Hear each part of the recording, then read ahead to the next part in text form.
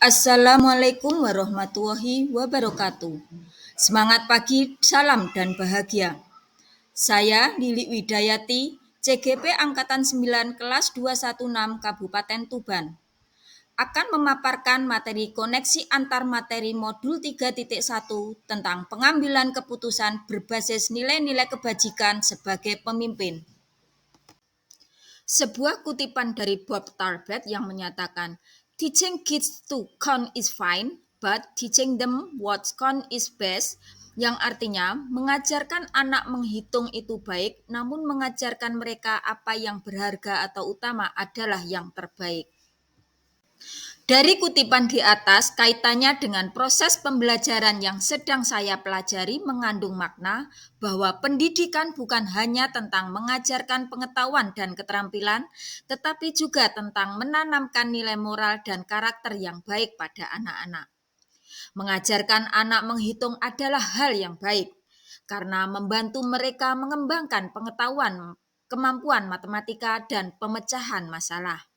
Namun, yang lebih penting adalah mengajarkan mereka apa yang benar-benar berharga dalam hidup, seperti misalnya kebaikan, kejujuran, keadilan, tanggung jawab, empati, dan kasih sayang. Nilai-nilai ini akan membantu anak-anak menjadi manusia yang lebih baik dan berkontribusi positif bagi masyarakat. Lalu, bagaimanakah pengaruhnya nilai-nilai atau prinsip-prinsip yang kita anut dalam suatu pengambilan keputusan terhadap lingkungan kita? Tentunya memiliki pengaruh yang besar terhadap lingkungan. Dengan memiliki nilai-nilai yang positif dan bertanggung jawab, kita dapat membantu menciptakan lingkungan yang lebih berkelanjutan, adil, dan ramah bagi semua orang. Setiap keputusan yang kita ambil sekecil apapun memiliki potensi untuk memberi dampak pada lingkungan. Oleh karena itu, penting bagi kita untuk mempertimbangkan nilai-nilai dan prinsip-prinsip yang kita anut dalam setiap keputusan. Menjawab pertanyaan bagaimana saya sebagai seorang pemimpin pembelajaran dapat berkontribusi pada proses pembelajaran murid dalam pengambilan keputusan, langkah yang saya ambil dengan beberapa cara. Yang pertama, menciptakan lingkungan yang aman dan mendukung. Dua, memberdayakan murid untuk membuat keputusan. Tiga, menjadi model pengambilan keputusan yang baik. Empat, memberi kesempatan untuk belajar dari pengalaman. Dan yang kelima, melibatkan murid dalam proses pengambilan keputusan. Dengan mengambil langkah-langkah ini, saya dapat membantu murid mengembangkan keterampilan pengambilan keputusan yang penting dan menjadi pembelajar yang lebih mandiri dan bertanggung jawab. Menurut saya, maksud dari kutipan "Education is the art of making men ethical" atau pendidikan adalah sebuah seni untuk menjadi berperilaku etis, dihubungkan dengan proses pembelajaran yang telah saya alami di modul 3.1 ini, bahwa pendidikan merupakan suatu proses menuntun siswa dengan penguatan karakter, norma-norma, sehingga akan menjadi generasi yang memiliki nilai moral, kebajikan, dan kebenaran untuk menjalankan kehidupannya.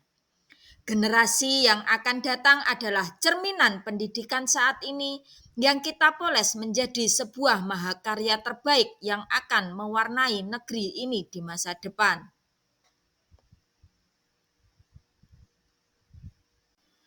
Mengenai Loso Ki Hajar Dewantara dengan Pratap Triloka memiliki kaitan dengan penerapan pengambilan keputusan sebagai seorang pemimpin. Setiap keputusan yang diambil oleh guru sebagai pemimpin pembelajaran haruslah mengacu pada nilai-nilai kebajikan dengan menjiwai 3 semboyan yang dicetuskan oleh Ki Hajar Dewantara tentang asas-asas pendidikan, yang meliputi ing ngarsa sung tulodo, ing madya mangunkarsa, dan tutwuri handayani. Karena guru adalah sosok yang diteladani oleh murid dan masyarakat, sehingga suka ataupun tidak, guru harus memantaskan diri untuk bisa digugu dan ditiru dengan berupaya membentuk nilai-nilai kebajikan dalam dirinya. Sebagai pemimpin pembelajaran, sudah sepatutnya menerapkan konsep-konsep pengambilan keputusan yang tepat dan berpihak pada murid.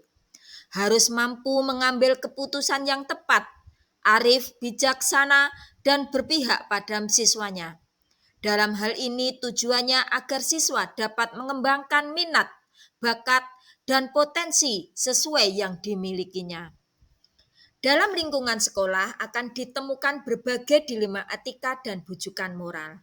Maka, guru harus memiliki kompetensi dan peran sesuai dengan loso Pratap Triloka dari Ki Hajar Dewantara dengan menjadi sosok di depan memberi teladan yang positif, di tengah membangun motivasi dan moral support bagi murid, dan di belakang memberikan dukungan untuk mewujudkan profil pelajar Pancasila dan merdeka belajar, sehingga guru seyogyanya selalu mengacu pada 9 langkah dalam pengujian dan pengambilan keputusan dalam situasi yang menantang dan bersikap kreatif, kritis, dan komunikatif dalam proses tersebut.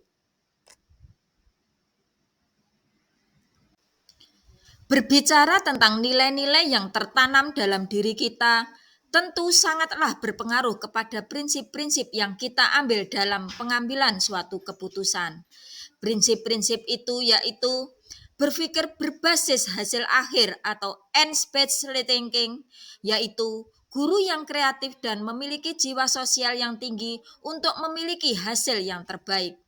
2. Berpikir berbasis peraturan atau rule-based thinking. Artinya, guru yang memiliki sikap jujur dan komitmen yang kuat untuk tunduk pada peraturan. Dan yang ketiga, berpikir berbasis rasa peduli atau care-based thinking, yang artinya guru yang memiliki empati yang tinggi, rasa kasih sayang, dan kepedulian yang tepat. Keputusan tepat yang diambil tersebut merupakan buah dari nilai-nilai positif yang dipegang teguh dan dijalankan oleh kita dengan resiko yang sekecil-kecilnya. Nilai-nilai positif mandiri, kreatif, kolaboratif, inovatif, serta berpihak pada murid adalah manifestasi dari pengimplementasian kompetensi sosial emosional kesadaran diri, pengelolaan diri, kesadaran sosial, dan keterampilan berinteraksi sosial dalam mengambil keputusan secara berkesadaran penuh untuk meminimalisir kesalahan dan konsekuensi yang akan terjadi. Materi modul 3.1 tentang pengambilan keputusan sangat berkaitan dengan kegiatan coaching. Coaching adalah keterampilan yang sangat penting dalam menggali suatu masalah yang sebenarnya terjadi, baik masalah dalam diri kita sendiri maupun masalah yang dimiliki oleh orang lain. Dengan langkah kucing tirta, kita dapat mengidentifikasi masalah apa yang sebenarnya terjadi dan membuat pemecahan masalah secara sistematis. Konsep kucing tirta sangat ideal apabila dikombinasikan dengan 9 langkah konsep pengambilan dan pengujian keputusan sebagai evaluasi terhadap keputusan yang diambil. Jika pada proses kucing kita membantu agar kuci dapat membuat keputusannya secara mandiri, maka pada modul ini kita kembali melakukan refleksi apakah keputusan yang dibuat tersebut dapat dipertanggungjawabkan bagi pembuat keputusan atau justru akan dapat menimbulkan masalah di kemudian hari. Dalam pembelajaran pengambilan keputusan ini, saya diberikan panduan berupa paradigma, prinsip, dan 9 langkah dalam pengujian dan pengambilan keputusan yang tentunya akan membuat suatu keputusan semakin tajam dan matang. Pada saat pengambilan keputusan dilakukan, seorang guru perlu memiliki kemampuan dalam mengelola dan menyadari aspek sosial emosional agar proses pengambilan keputusan dilakukan secara sadar penuh, sadar dengan berbagai pilihan dan konsekuensi yang ada. Ketika seorang guru telah menguasai pengetahuan dan keterampilan serta sikap positif mengenai aspek sosial dan emosional, maka di saat putusan diambil, tujuan yang diharapkan adalah tujuan positif. Putusan yang diambil juga harus bertanggung jawab. Kesadaran akan aspek sosial emosional di saat mengambil keputusan juga dapat menekan perilaku seseorang pendidik, terutama saat dihadapkan permasalahan yang mengandung dilema etika. Di saat guru dihadapkan pada kasus tertentu yang menuntutnya untuk memberi keputusan, guru juga akan mencari tahu apa yang dirasakan murid dan mau mendengarkan dengan penuh perhatian. Nilai-nilai positif mandiri, kreatif, kolaboratif, inovatif, serta berpihak pada murid adalah manifestasi dari pengimplementasian kompetensi sosial emosional, kesadaran diri, pengelolaan diri, kesadaran sosial, dan kesadaran berinteraksi sosial dalam mengambil keputusan secara berkesadaran penuh untuk meminimalisir kesalahan dan konsekuensi yang akan terjadi. Pada pembahasan studi kasus yang berfokus pada masalah moral atau etika, diperlukan kesadaran diri dan keterampilan berhubungan sosial untuk mengambil keputusan. Kita dapat menggunakan 9 langkah pengambilan dan pengujian keputusan, terutama pada uji legalitas, untuk menentukan apakah masalah tersebut termasuk moral, yang berarti benar melawan salah, ataukah dilema etika yang merupakan permasalahan benar melawan benar. Apabila permasalahan yang dihadapi adalah bujukan moral, maka dengan tegas seorang guru kita harus kembali ke nilai-nilai kebenaran. Oleh karena itu, sangat penting sekali peningkatan nilai-nilai kebajikan dalam diri seorang guru, terutama sebagai pemimpin pembelajaran.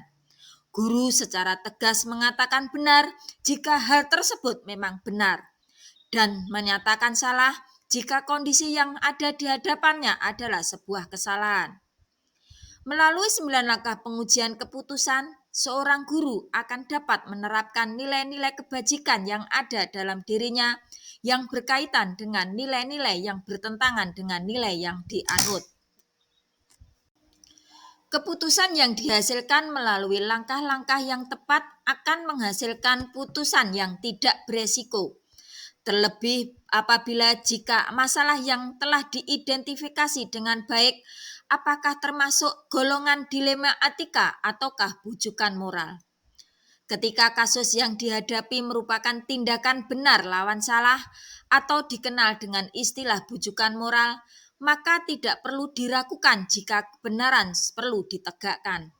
Namun jika kasus yang dihadapi merupakan dilema etika yang mengandung dua kebenaran yang saling bertentangan, maka jika tidak dianalisis dengan baik akan menghasilkan putusan yang tidak dapat mengakomodir kepentingan kedua belah pihak. Sehingga sangatlah penting dalam kondisi dilema etika ditentukan terlebih dahulu paradigmanya, kemudian dikaji menggunakan prinsip pengambilan keputusan sehingga pada saat melakukan pengujian keputusan dengan menggunakan 9 langkah, putusan yang diambil di legalitas akan dipastikan tidak melanggar hukum, diuji apakah bertentangan dengan kode etik hingga intuisi atau perasaan terkait dengan nilai-nilai yang dianut. Bahkan perlu dilakukan pengujian halaman di depan koran apabila keputusan ini menimbulkan rasa ketidaknyamanan apabila dipublikasikan di depan umum. Apabila pengujian dilakukan dengan baik maka keputusan diambil tidak akan memiliki resiko yang tinggi. Keputusan yang diambil akan memiliki hasil keefektifan yang dilihat melalui adanya dukungan dan penerimaan dari berbagai pihak yang berkepentingan. Dengan demikian, hal tersebut akan berdampak pada kondisi lingkungan yang positif, kondusif, aman, dan nyaman. Dalam kasus dilema etika, pada dasarnya apapun keputusan yang kita ambil dapat dibenarkan secara moral. Namun, dalam pengambilan keputusan akan menemui beberapa tantangan, di antaranya mindset warga sekolah yang membudaya dan sulit untuk diubah. Padahal mindset itu hendaknya harus diubah karena kurang sesuai dengan nilai-nilai kebajikan tertentu. Namun yang pasti untuk menghadapi tantangan tersebut, dalam mengambil keputusan haruslah memperhatikan 3 prinsip pengambilan keputusan. Kita harus berpikir hasil akhir dari keputusan yang kita ambil, kemudian juga harus melihat peraturan yang mendasari keputusan yang kita ambil, serta menciptakan lingkungan yang positif, kondusif, aman, dan nyaman sesuai dengan prinsip berbasis rasa peduli. Pengambilan keputusan dalam pembelajaran akan berpengaruh terhadap pengajaran yang dipilih. Apabila seorang guru telah memutuskan dan memilih pembelajaran yang berdiferensiasi, di mana kebutuhan peserta didik dapat terakomodasi secara keseluruhan, maka dengan ini pengajaran yang memerdekakan murid-murid akan tercapai. Saat guru memutuskan untuk menggunakan game atau ice breaking pun berarti guru tersebut telah memiliki kemerdekaan murid dengan cara membahagiakan peserta didik melalui pembelajaran yang menyenangkan. Sebagai seorang pemimpin pembelajaran harus mampu memahami dengan baik paradigma pengambilan keputusan. Salah satunya adalah paradigma jangka panjang melawan jangka pendek.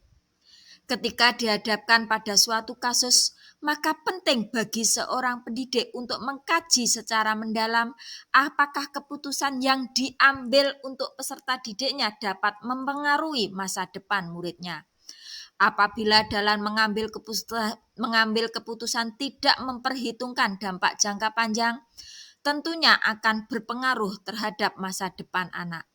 Oleh karena itu, seorang pemimpin pembelajaran hendaknya mengkaji keputusannya tidak hanya berdasar pada dampak jangka pendek saja, tapi juga dampak jangka panjangnya.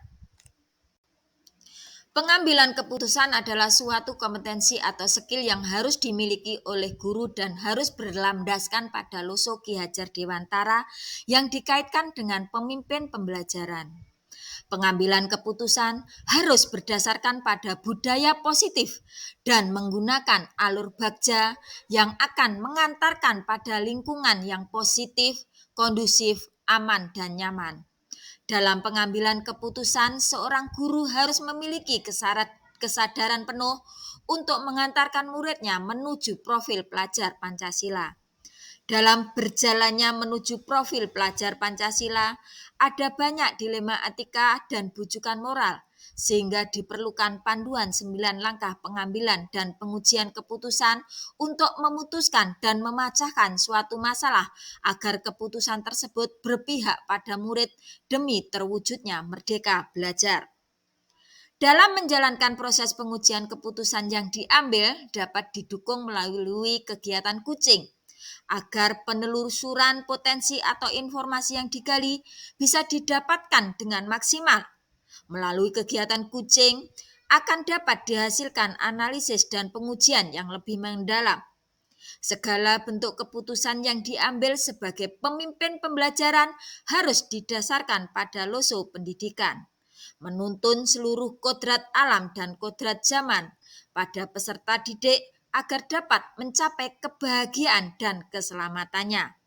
Apabila keputusan yang diambil telah sesuai dengan loso tersebut, maka keputusan tersebut telah berpihak pada murid. Keputusan yang diambil dapat memerdekakan murid dengan tetap dan pada batasan yang jelas. Menjawab tentang sejauh mana pemahaman saya merasa cukup baik dalam memahami konsep-konsep yang ada di modul 3.1 ini, yang berisikan tentang dilema etika dan bujukan moral, di mana dilema etika merupakan situasi yang terjadi ketika seseorang harus memilih antara dua pilihan dengan pilihan secara moral benar tetapi saling bertentangan. Sedangkan untuk bujukan moral, yaitu situasi yang terjadi ketika seseorang harus membuat keputusan antara benar dan salah. Di dalam modul ini juga mengungkapkan bahwa ada 4 paradigma dalam pengambilan keputusan. Paradigma yang pertama yaitu individu lawan masyarakat. Dalam paradigma ini ada pertentangan antara individu yang berdiri sendiri melawan suatu kelompok yang lebih besar, di mana individu ini juga menjadi bagian dari kelompok besar tersebut. Paradigma yang kedua yaitu kebenaran lawan kesetiaan. Kebenaran dan kesetiaan seringkali menjadi nilai-nilai yang bertentangan dalam situasi dilema etika. Kadang kita perlu untuk membuat pilihan antara berlaku jujur atau berlaku setia. Ketika kita akan jujur menyampaikan informasi kepada orang berdasarkan fakta, atau kita akan menjunjung tinggi nilai kesetiaan pada profesi, kelompok tertentu, atau komitmen yang telah dibuatnya. Paradigma yang ketiga yaitu rasa keadilan lawan rasa kasihan. Di dalam paradigma ini ada pilihan antara mengikuti aturan tertulis atau tidak mengikuti aturan sesungguhnya. Pilihan yang ada adalah memilih antara keadilan dan perlakuan yang sama bagi semua orang. Di sisi lain adalah pengecualian karena kemurahan hati atau rasa kasih sayang. Paradigma yang keempat yaitu jangka pendek lawan jangka panjang. Paradigma ini paling sering terjadi dan mudah diamati. Kadang perlu untuk memilih antara yang kelihatannya terbaik untuk saat ini, ternyata terbaik untuk masa yang akan datang. Paradigma ini juga terjadi di level personal dan permasalahan sehari-hari. Pada level yang lebih luas misalnya, isu-isu dunia secara global seperti tentang lingkungan hidup dan lain-lain. Dalam modul ini juga ada 3 prinsip dalam pengambilan keputusan, yaitu berpikir berbasis hasil akhir atau guru yang kreatif dan memiliki jiwa sosial tinggi dalam menemukan hasil akhir yang baik. Yang kedua, berpikir berbasis peraturan, di mana guru memiliki sikap jujur dan komitmen yang kuat untuk tunduk pada peraturan.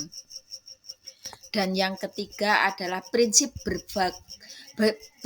berpikir berbasis rasa peduli, di mana guru memiliki empati yang tinggi dan rasa kasih sayang, serta peduli terhadap sesama manusia.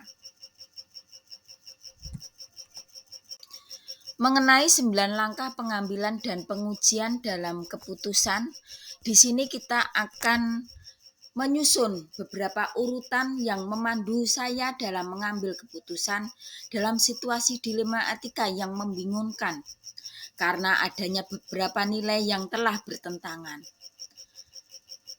Urutannya meliputi menentukan siapa yang terlibat dalam situasi tersebut, kumpulan fakta-fakta yang relevan seperti apa yang ada atau sedang terjadi dalam situasi tersebut, kemudian pengujian antara benar atau salah, pengujian paradigma antara benar lawan benar, lalu melakukan prinsip resolusi, investigasi opsi trilema, membuat keputusan, dan yang terakhir adalah melihat kembali keputusan yang telah dibuat dan merefleksikannya. Hal yang di luar dugaan saya adalah ternyata dari beberapa kasus yang pernah saya alami ternyata merupakan kasus dari bujukan moral, di mana ketika saya uji dengan 9 langkah pengujian dan pengambilan keputusan yang sudah saya ambil ini ternyata kurang tepat. Sebelum mempelajari modul 3.1 ini, saya pernah menerapkan pengambilan keputusan sebagai pemimpin dalam situasi moral dilema. Misalnya ketika saya menemukan murid yang terlambat berangkat sekolah. Setelah saya minta konfirmasi, ternyata dia harus mengantar kue ke rumah neneknya yang berlawanan arah terlebih dahulu. Kasus ini saya anggap dalam situasi moral dilema. Karena sebenarnya murid ini menyalahi aturan terlambat berangkat sekolah.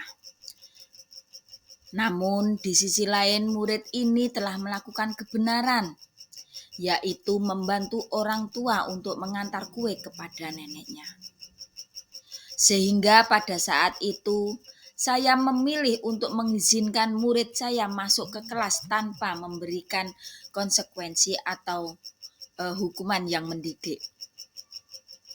Hanya dengan memberikan peringatan saja, dia tidak akan mengulangi perbuatan yang sama. Hal yang berbeda dengan apa yang sudah saya pelajari di modul ini adalah sebelum saya mengenal 9 langkah menguji dan mengambil keputusan, yang saya ambil ini hanyalah sekedar berdasarkan intuisi saya sendiri. Dampak mempelajari modul 3.1 ini bagi saya akan lebih cermat dan berpikir lebih panjang dalam mengambil suatu keputusan untuk memperkecil resiko atas keputusan yang akan saya ambil. Dengan menggunakan 9 langkah pengujian dan pengambilan keputusan untuk menganalisis permasalahan yang harus saya putuskan, mampu menghindari resiko yang berat, sehingga akan memunculkan perasaan aman dan nyaman, serta kondusif bagi semua pihak yang berkepentingan. Sebagai seorang individu, modul ini penting untuk saya pelajari dalam menumbuhkan pemikiran diri yang reflektif, kritis, dan terbuka dalam menganalisis nilai-nilai kebajikan yang terkandung dalam pengambilan keputusan yang akan saya ambil. Sedangkan sebagai seorang pemimpin, modul ini penting bagi saya untuk dapat belajar dalam pengambilan keputusan yang mengutamakan unsur berpihak pada murid, rasa tanggung jawab, serta berdasarkan nilai kebajikan-kebajikan yang universal. Dengan belajar 9 langkah pengujian dan pengambilan keputusan akan dapat membimbing saya dalam menganalisis kasus dilema etika ataukah merupakan bujukan moral.